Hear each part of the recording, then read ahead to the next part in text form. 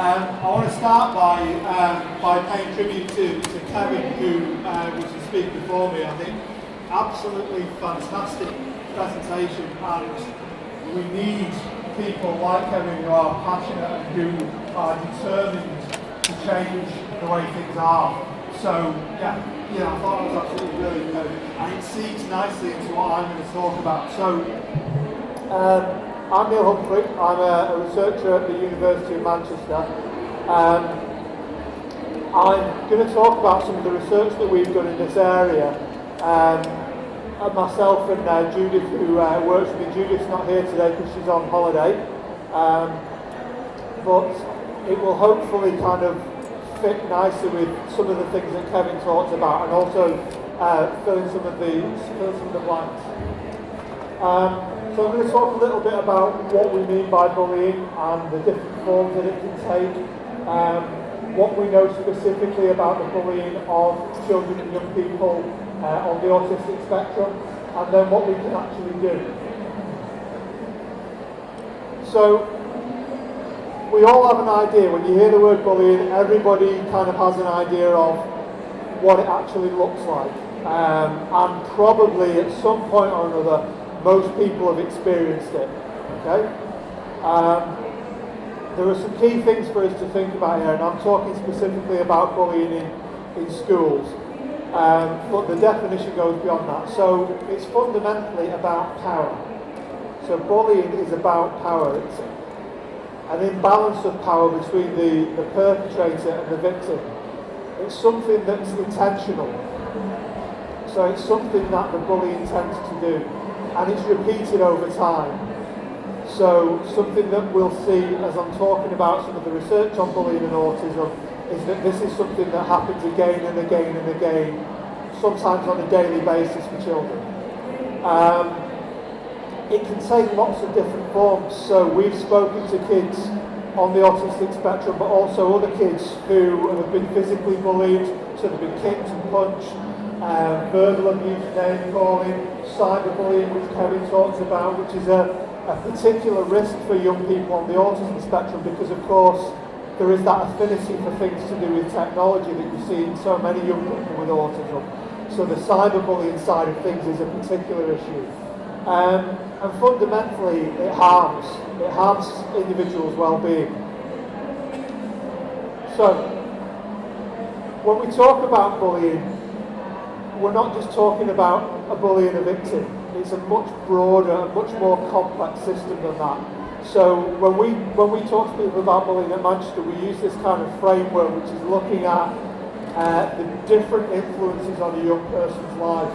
So for a young person who's being bullied, there may be influences from the peer group, but there'll also be influences potentially from the family, whether mum and dad are actively campaigning at the school and trying to get it stopped.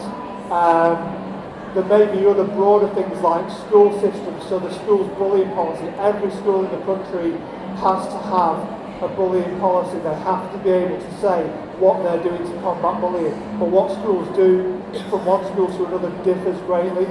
And also the kind of political conditions as well. So our inspection framework for schools, the Ofsted framework, changed just over a year ago. And one of the key things that came in much more explicitly in the Ofsted framework was bullying of pupils and the safety of pupils within the school. So there's lots of different things that affect this kind of phenomenon. So somebody asked Kevin about the statistics for children without disabilities. And what we know, there was a big survey done about 3 years ago. And what they found was about 1 in 10 children. So when you look at all children in school, around 1 in 10 report being bullied every single day. And what we also know from research is that when children are bullied consistently, so children who are bullied on a really frequent kind of regular basis, it can lead to them thinking of suicide. And as we'll see later on, and as Kevin had mentioned, it can actually lead to them carrying out those thoughts. But it can also lead to severe mental health problems, so things like anxiety and depression. And it affects how well children do in school. So children who are bullied It affects how safe they feel in school, it affects their concentration, it affects their ability to learn. So children that are bullied are at greater risk for lower academic attainment. And they're also more likely to miss school. You know, it's quite logical. If you were being bullied on a regular basis and school was the main context in which that was occurring, what would you do? If it was me, I would skip school. If the school weren't doing anything about it and I was getting it every day, I would just not go. So we find that in the research that children who are bullied, one way that they deal with it is by removing themselves from the situation. It's a major priority in the UK and internationally. And as I said, all schools in England are required to demonstrate evidence of their actions to prevent bullying by Ofsted. And I'm going to come back to that when I talk about what we can do, because when I did this presentation in London 2 weeks ago, a parent asked about procedures for complaining to schools and trying to force schools to take action. And one of the key things that we can actually do in order to force schools into changing the way that they deal with bullying is actually use Ofsted, use the Department for Education, use those kind of governance bodies to actually force schools to act. Okay.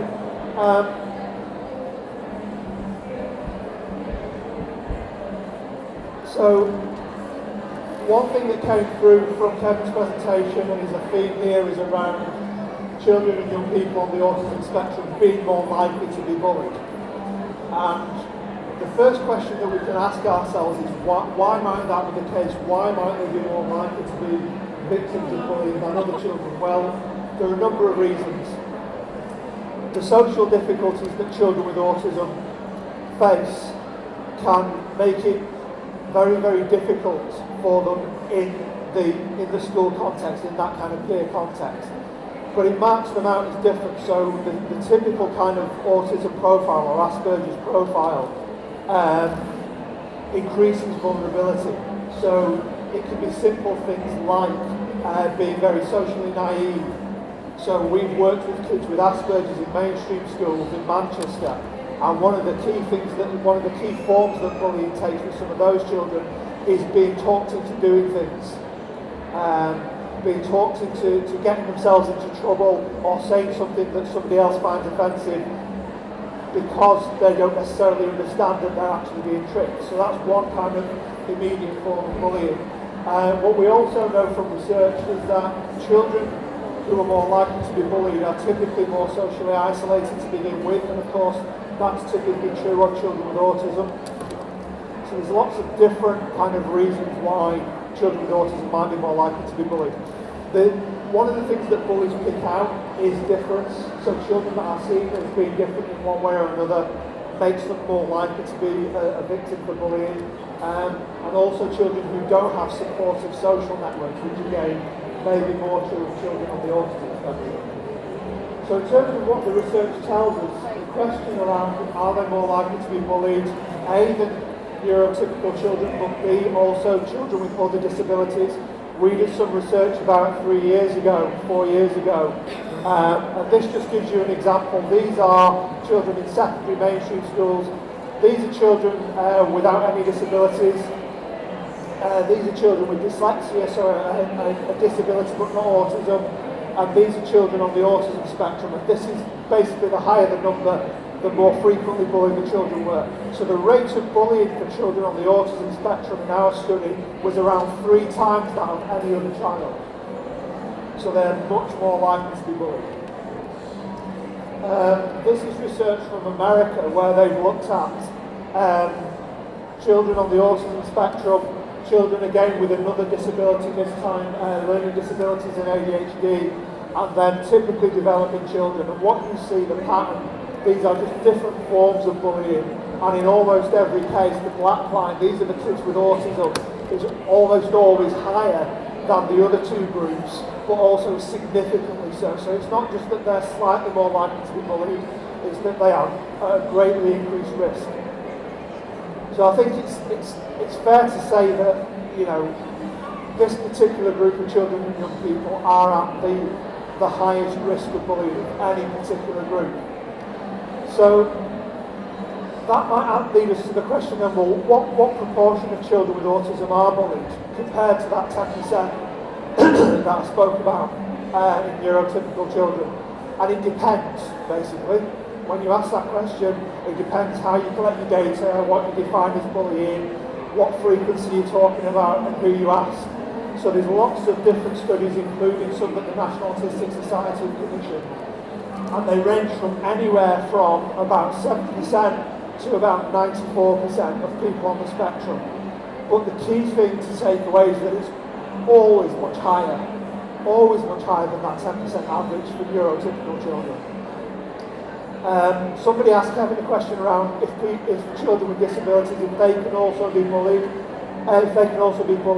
and there is evidence to suggest that some children are becoming what psychologists would call bully victims. So they are bullied by some children and they in turn bully others.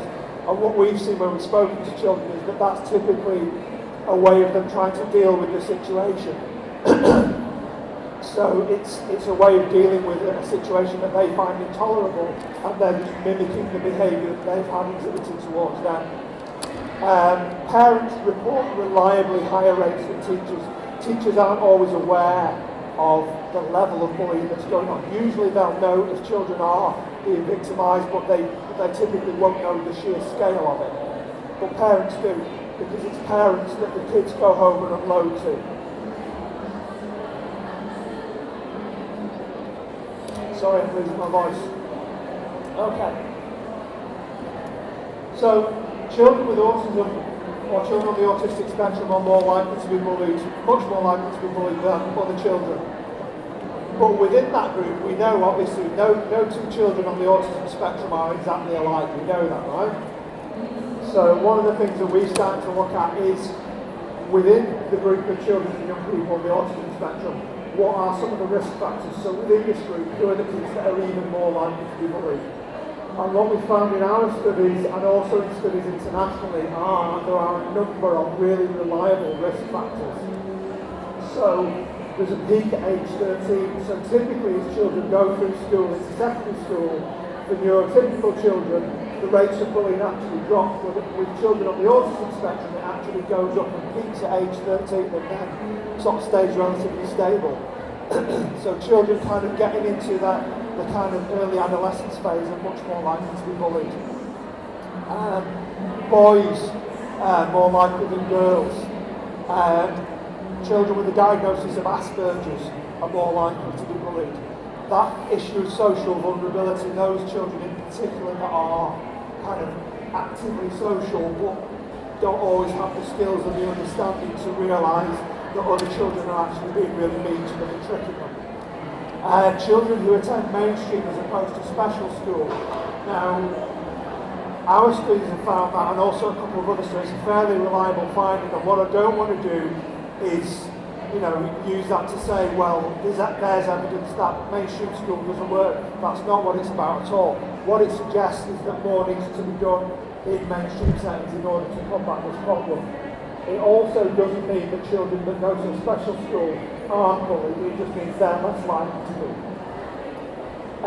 Children who also have behaviour difficulties, who have those kind of acting out difficulties in addition to autism, are more likely to be bullied. Typically because they're seen as being more provocative, so that other children see that it's provoking that aggressive behaviour. And we also found, in terms of the context, where do children typically get bullied? In one of the studies we've just completed, children that use public transport to get to school, as opposed to other modes of transport, so being dropped off by mum and dad or walking to school, are more likely to be bullied. Simply because it's a situation where you've got a confined space, lots of other kids, but very little adult supervision. So children that use the bus to get to school, that's typically where a lot of it can occur. And then children who are at what we call School Action Plus. So for those that aren't familiar with the way that special education provision has been working up until this point in England, these are children for whom typically they've been identified in the school as having special educational needs relating to their autism, but they're not yet at the point where they've had a statement. So the school has sought in external professional advice, but they've not actually got the resources necessarily in place to fully support the child. So those children are kind of very vulnerable, but not necessarily in receipt of very intensive provision. So these are all risk factors. And what we found, before I go on to this next slide, is when we look at children that are exposed to multiple risk factors, so any one of those risk factors makes children more likely to be bullied, but children that experience multiple risk factors, it goes up and up and up and up and up. So a child that's exposed to all 7 of those risk factors are, a greatly increased risk of bullying. This is research from the States that looks at, again, this notion of social impairment. So the ADOS social impairment scale, which is a measure of social understanding and difficulties in social interaction. And what they found, this is in mainstream schools, is that these are the kids that were bullied the most. And these are the kids who are in mainstream as opposed to special school, but they're the least socially impaired compared to other children on the autism spectrum. And what that tells us, it gives us a little insight into the kind of the mindset of the bully. So the way that they target children is the children who aren't different enough that they're seen as odd or strange or weird, but not so different that they're more likely to be given lots of adult support, for example. So statemented children who are typically more socially impaired are less likely to be bullied, and usually it's because they've got an adult with them supporting them for a lot of the time. So this is going back to that question about cumulative. So these are the number of risk factors children are exposed to, and then the rate of bullying. As you can see, children with 0 risk factors are actually generally okay, but the more risk factors they're exposed to, the more likely they are to be bullied.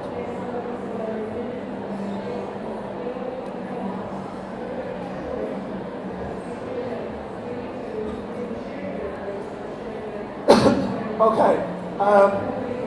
So we did some research having established that children with autism are more likely to be bullied, and that there are particular children within that group who are at greatly increased risk.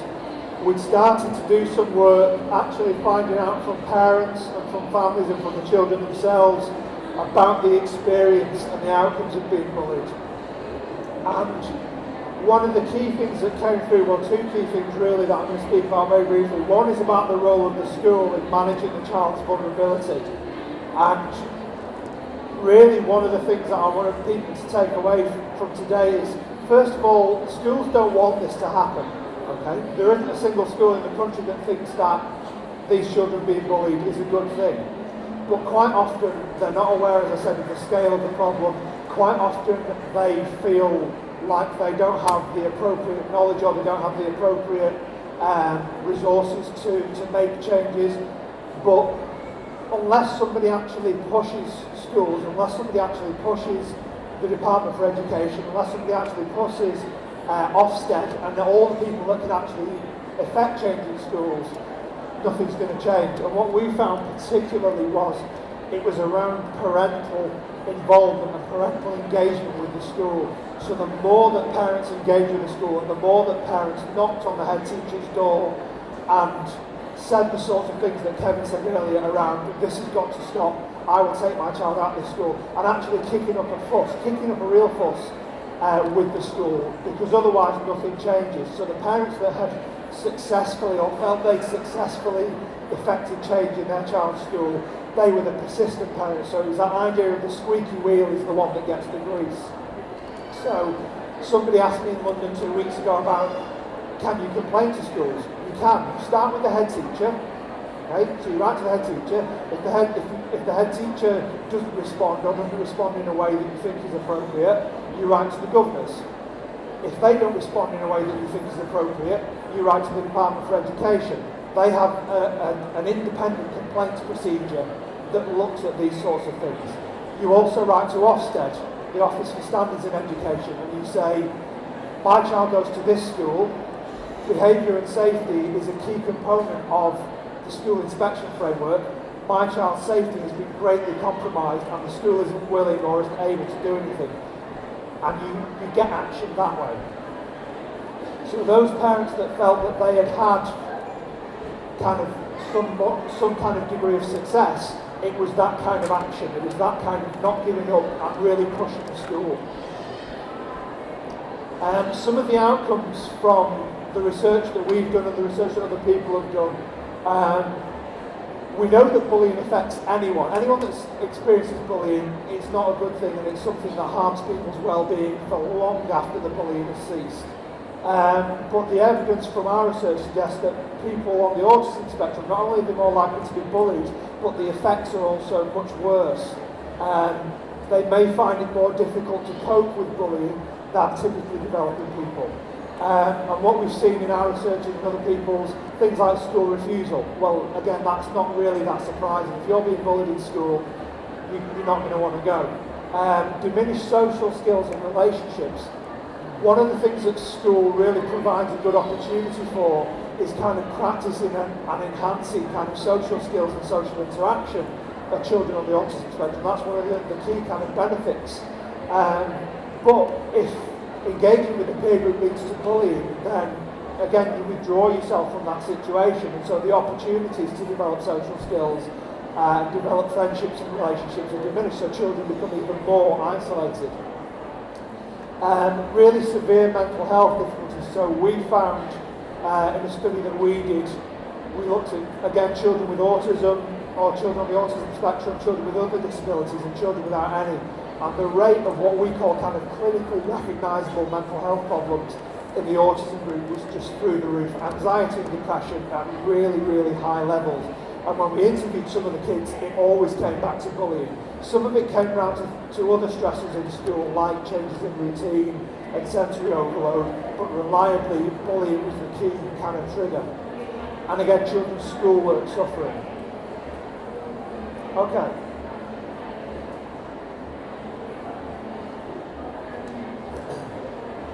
So what can we do? And again, I apologise because my voice is going by the second, so I'll try and last to the end. What can we actually do? Well, we need people out there campaigning, so we need people like Kevin, but we also need people like you. Hand up if you're a parent. Okay, right, you've all got a responsibility to go and knock on doors and, you know, make a fuss, basically, and don't take no for an answer. So that's the first step, is not suffering in silence. It's actually, you know, really just make yourself the biggest pain in the backside in your child's school, in the local authority, educational psychology service, anyone that will listen, anyone that will take your call, just badger them. But more broadly than that, we can start by using what we know from the general bullying literature. So there's a load of research been done over the last 20, 30 years about bullying interventions and how we can combat bullying. It doesn't make for great reading because most of the research tells us that bullying interventions aren't particularly effective, fortunately. But those that are typically very comprehensive in nature. So we don't just focus on the bullies. We don't just focus on the victims. We don't just focus on the bystanders. We don't just focus on the kind of broader members of the school community. We don't just focus on the family. We focus on all of them. Because as I said at the beginning, it's a kind of a complex kind of social phenomenon. And so the more different levels of people that are involved, the more likely we are to see success. We can also look at ways of reducing risk. So if you think back to some of those risk factors, some of them are changeable. So we can look at things like enhancing children's social skills. We can look at things like, you know, if bullying is occurring in a particular setting, what we can put in place to reduce the chances of it happening in that setting. So we can use what we know intelligently to change the school system. So starting with the level of the child, so as I said, so with the child, with the other children, with teachers and so on. So starting with children on the autism spectrum, one useful thing we can do is start to empower children so that they can actually be more resilient, but they can also be more assertive. And it might start with developing understanding of bullying. So some of the kids that we've spoken to, there have been difficulties because what they've understood as being bullying isn't always what we might understand as being bullying or what teachers might see as being bullying. So we spoke to one child, for example, who thought other children in the class were bullying him because some of them chewed gum. And the reason that he thought that was bullying was because the sound of kids chewing gum, the sensory kind of thing, it grated on him and he couldn't stand it. So he thought that they were deliberately doing it in order to antagonise him. Now, as it turned out, it was just kids chewing gum, but it was about that level of understanding. At the other end, you might have children who are being bullied mercilessly, but because of their difficulties in social understanding, they might not be aware of it. So you've got children who might over-report and children who might under-report. So what we can do is to start to use kind of social skills work to try and develop kids' understanding of bullying. Also help them to develop understanding of social cues. So I've talked about children who are what we call kind of socially naive. So actually using kind of intervention work with the child to try and help them understand when other children might actually, taking them for a ride, when they might actually be mean by persuading them to do things that are going to get them into trouble. Role-playing bullying situations to teach response strategies. So actually working through in things like social stories, which a lot of schools use, but a lot of them don't use them in relation to bullying. Using those kinds of social scripts and social stories to think about how might I respond in ways that are adaptive, in ways that are useful. And then also teaching really kind of generic common sense prevention strategies. So children are much less likely to be bullied, or they're much more likely to be bullied if they're isolated, if they're on their own. So actually working with children to make sure that they are in pairs or in small groups as they navigate the school makes them less likely to be bullied. Lots can be done at the level of the peer group, and in terms of what schools can do, this is probably the key area as far as I'm concerned. Some schools that we've worked with have really, really powerful, really fantastic peer awareness campaigns that they go year on year on year to raise awareness of autism. So again, thinking back to Kevin's presentation, there was that question of, whether people, the kind of public awareness of autism and the role that kind of ignorance might play in bullying. And I think that's absolutely right. A lot of children just aren't aware of autism, or if they are, they have a really kind of stereotyped view of it. So actually raising awareness of autism and providing basic information that explains why children with autism act and think in the way that they do, why they are different. And what that does is two things. Immediately it gives children an explanation. And typically when children are more informed, they're more empathic and they're therefore less likely to actually engage in bullying. But there's also research to back that up. So there was a study done, one in this country and also a similar one in the States, where they looked at actually providing children with information about autism and seeing whether it changed their attitudes. So they showed children a video of a child, it was actually a child actor, but a child acting in kind of ways that we might see as typical for somebody on the autism spectrum. And they rated children's attitudes and they rated things like how likely would you be to play with this child and so on and so forth. And what they found is when they didn't give them any information, they just showed them the video. Children had quite negative attitudes towards the child. But when they gave them explanatory information, so they showed them the video, but they also just gave them a little script that said, this is John, John is 8 years old, John has autism, children with autism, blah, blah, blah. Basic information. It immediately changed their attitudes. So they became more empathic and they were more likely to say that they would play with the child, they would have the child round for tea, those sorts of things. That's obviously quite separate from the school context, but it gives us a clue as to some of the things that we might do. We also need to think about ways in which we can reduce barriers to positive social interaction. So one of the key things that protects children from bullying is having a really strong supportive social network. And that's obviously something that children with autism can sometimes lack. So when we look at why that might be, one of the things that quite often happens in schools is, particularly for children who have adult support in the classroom, is that the adult, not necessarily meaning to, can sometimes be a barrier between the child and the other kids in the class. So the way in which support staff, for example, are deployed in the school can actually have an effect on the child's social relationships. So you get this situation we've seen in some schools where the only person that the child speaks to in the room is the TA. So they've got this little one-to-one conversation and there's no social interaction with the rest of the class. So thinking of ways in which support staff can actually be deployed in ways that support social interaction rather than inhibit it. There's also lots we can do at the level of teachers and support staff. So I mentioned things like how teaching assistants are deployed, but there's also a responsibility for the class teacher and the other staff in school. And what we know again from the research is the quality of the kind of interactions that a teacher has with a child with autism, that tends to be reflected in the way that other children then treat that child. So if there's a really supportive, empathic relationship with the teacher there, and if the teacher actually takes responsibility for working with the child rather than it being something that just the TA does, then there's typically a better kind of social support for the child within the class. There's a study done in Canada which looked at, they asked parents of children with autism, what are some of the key attributes for, if you think of a teacher who's been really great and really supportive of your child, what are some of the key attributes? And these are the things that they reliably reported. First of all, tolerance and acceptance.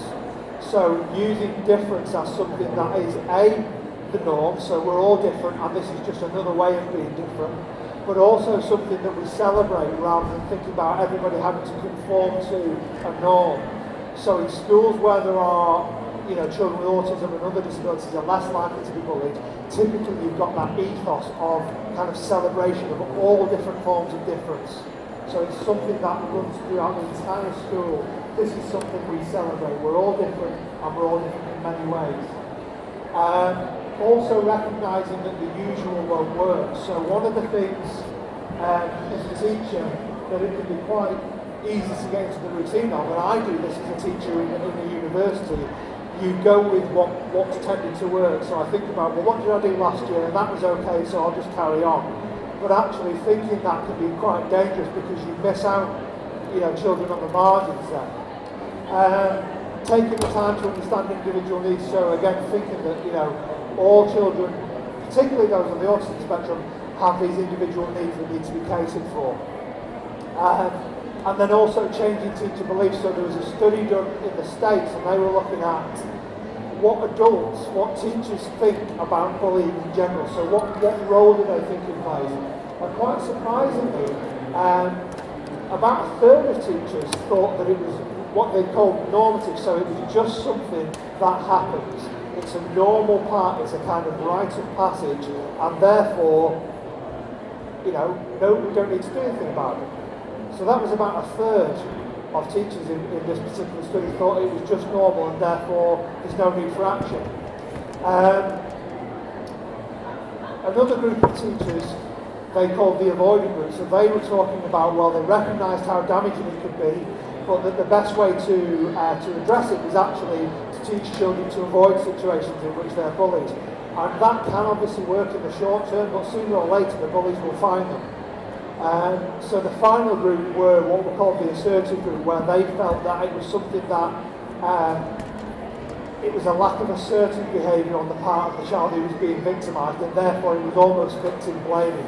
So there's evidence there that there might be need to be changes in the way that we kind of talk to teachers from initial teacher training onwards around just how damaging bullying can be and the responsibility of adult staff to deal with it in school.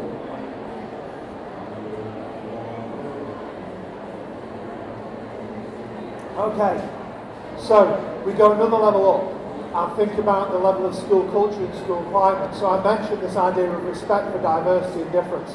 I'm going to name drop one of the schools that we work with just because I do it everywhere that I speak. Preschool School in Stockport. If you want an example of a school that embodies all of these kinds of things, that's, if every school in the country was like Preschool School in Stockport, I wouldn't be needing to be talking here today, and actually probably Kevin wouldn't need to have been talking here today. They model those kind of values. Absolutely zero tolerance for bullying.